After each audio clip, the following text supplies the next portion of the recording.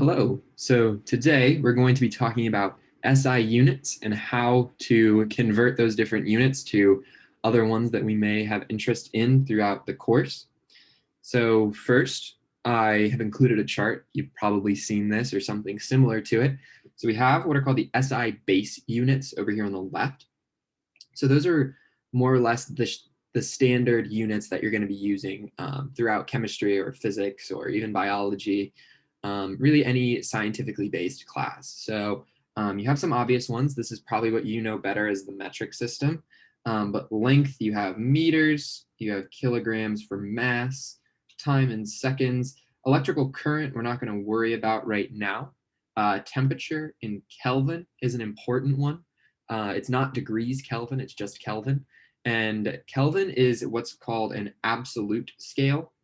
So absolute, meaning it never is less than zero. It's never less than zero. So never less than zero.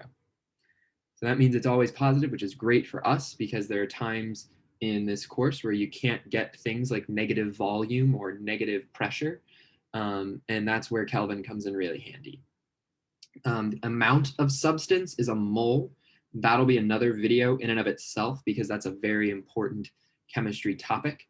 And then another thing that you're probably wondering where it is volume is typically done in liters. It wasn't on this list, but I liked the layout, so I chose it anyway. So volume is liters, which is shown with a capital L. So then if we look over here on the right-hand side, we'll zoom in on that. We have our SI prefixes. So that's just a way of making those units over there on the left different sizes without actually changing what we're doing. So we always start kind of right around here in the middle. And then if you're getting smaller, you go down. You've undoubtedly heard of centimeters, millimeters. Some of the ones you may not have heard of yet are micrometers, nanometers, and picometers. Chemistry, we're usually going to revolve in this range. Occasionally we'll be here, and much less often we'll be up here or down here. So that's just kind of getting you ready for some of that. But as you can see, they're all different factors. So we have a factor up here. So it's just a different power of 10 describing it. So if you have a decameter, it's 1 times 10 meters or 10 meters.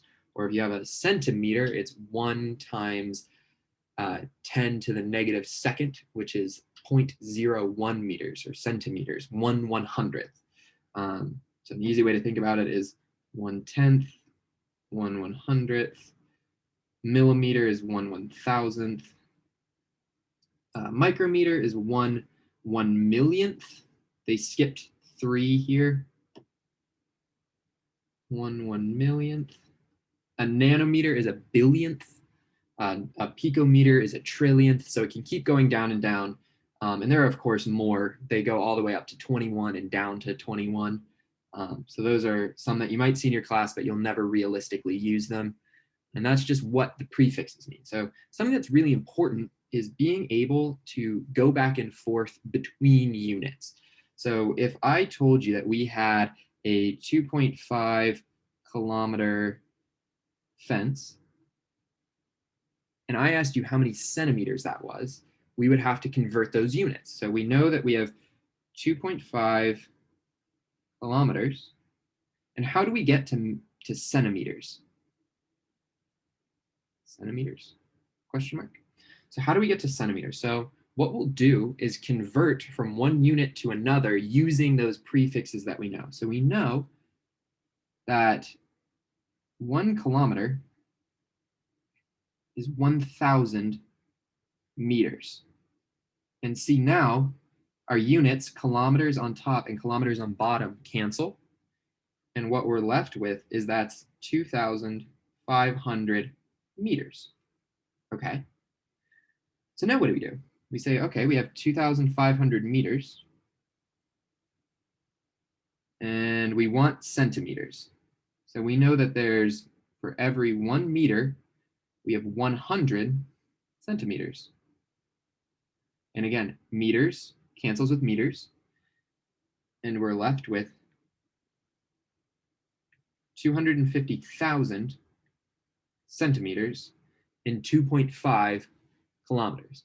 So that's a simple unit conversion example, but as you can see, as long as you write out all of your units and convert based on ones that you know, and as long as the right units cancel and the only unit you're left with is the one you want, then you've done it correctly. So you'll hear your professor say over and over again to remember your units, and that is why.